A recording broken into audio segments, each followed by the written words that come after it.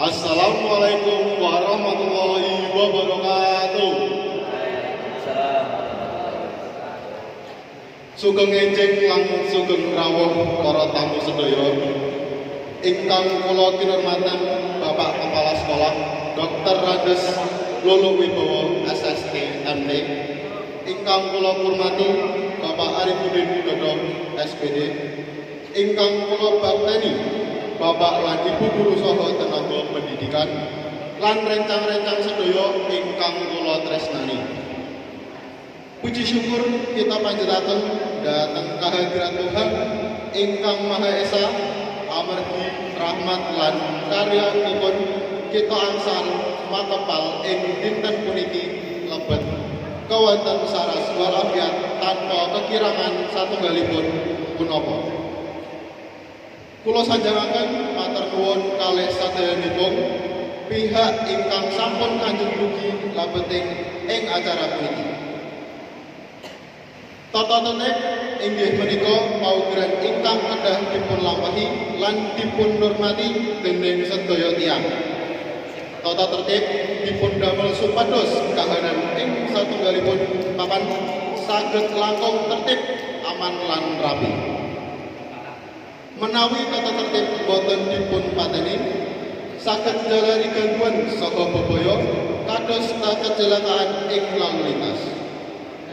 Ing SMK Pitu Semarang wonten kathah tata tertib ingkang kedah dipun lampahi dening para siswa lan siswine.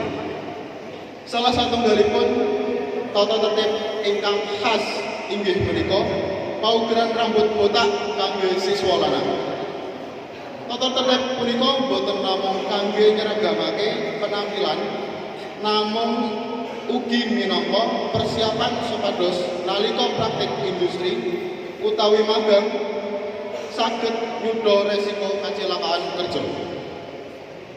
Kajawi punika tata tertib ing bengkel TFLM ugi wigatos sanget pengagem piranti safety kados sepatu safety kedah tansah dipunagem.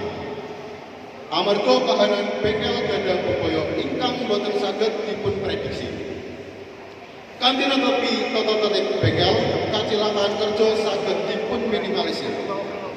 Mila saking punika tata tertib prayogi dipun lampahi lan pundi kemawon.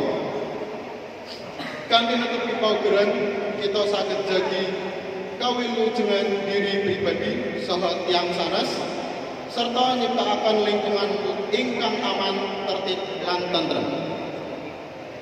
Mekaten ingkang angsal kula sanjangaken, mugi-mugi punapa ingkang sampun dipusanjangaken angsal manfaat kangge kita sedaya.